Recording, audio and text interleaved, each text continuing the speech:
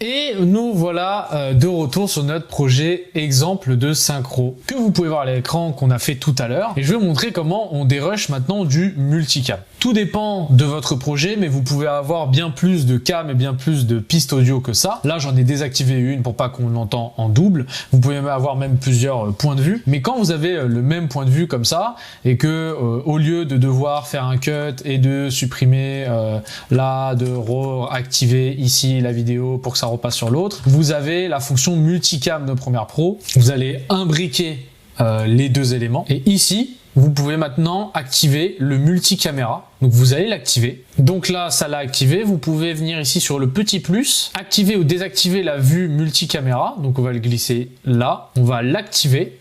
Et en fait, vous avez ce petit moniteur qui s'est ajouté. Donc là, on va muter la piste pour pas que ça me parasite dans mes explications. On va faire play et on va pouvoir changer de caméra. Et en fait, quand c'est en rouge comme ça, c'est que ça va enregistrer nos modifications en temps réel. Voilà. Donc là, on n'a plus qu'à regarder, écouter, voir, changer de caméra, etc. Et quand on va faire pause, ça va automatiquement faire les coupes avec les changements de caméra. Et on peut rechanger ici, hop, choisir de mettre ça, on peut mettre play, hop, hop, hop. Voilà, là on fait un petit épileptique. Et puis voilà, là ça va changer plusieurs fois de caméra, comme vous pouvez voir. Ici c'est le rendu final et ici c'est quand on a plusieurs caméras. Donc là on en a que deux. Donc voilà comment on fait un multicam.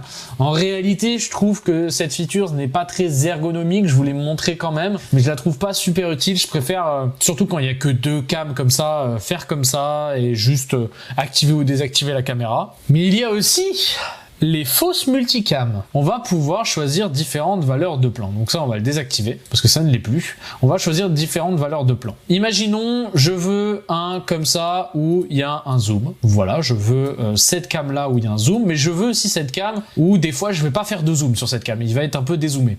Du coup, je l'ai dupliqué, d'accord? Ici, on peut voir avec ou sans zoom. On va faire pareil avec l'autre. Donc là, on va les sélectionner avec Alt et les mettre sur la piste d'au-dessus. D'ailleurs, ça a créé une piste V4. Celui-là, on va le sélectionner aussi avec Alt et on va le dupliquer comme ça. Hop. Et on va désactiver les deux pistes pour qu'on puisse voir celui-là. Et celui-là, je veux qu'il ait aussi deux valeurs de plan différents. Voilà. Comme ceci. Et comme ça, on a créé plusieurs valeurs de plan différents. Voilà, et on en a 4 en tout.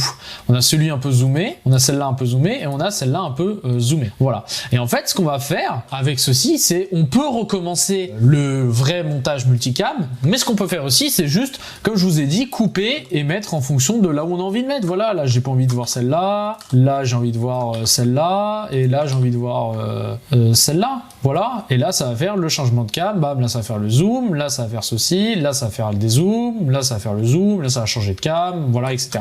En fait, ce que je veux dire par là, c'est que plutôt faire plusieurs fois les mêmes zooms, et bah, on peut directement déjà dupliquer notre vidéo. C'est comme si en fait ce rush là, je le dupliquais et je mettais différentes échelles de zoom, et comme ça j'aurais plus à zoomer, mais plus à activer ou désactiver la caméra que j'ai envie de mettre. Je vais m'expliquer, ça sera plus simple. On va prendre un autre exemple, et là vous allez rentrer dans les backstage. Donc ici, on est sur le projet où je monte les vidéos de cette formation. Ici, on a une capture d'écran en dessous et on a une vidéo au-dessus. En fait, on pourrait faire ceci. C'est-à-dire, on peut avoir une vue où c'est moi en plein écran.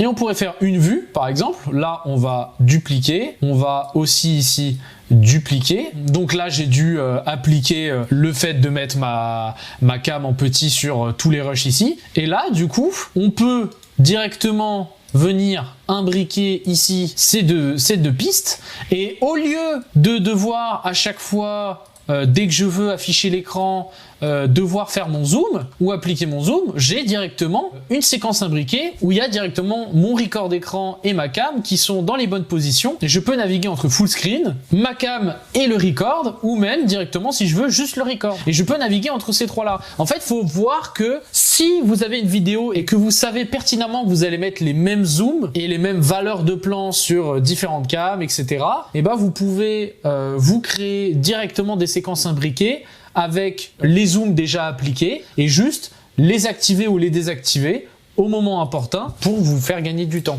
Alors, vous pouvez me dire, oui, mais tu peux avoir un preset pour ça. Oui, mais il faut le glisser, le preset, à chaque fois. Alors que là, j'aurais juste à activer, désactiver. C'est bien plus rapide que d'aller chercher le preset et de le glisser et de le déposer sur le bon rush. Donc, c'est une façon de faire. C'est une différente façon de faire pour faire du multicam que j'appelle fausse multicam parce qu'on se crée nous-mêmes de nouvelles valeurs de plan alors que c'est pas de nouvelles cams en soi.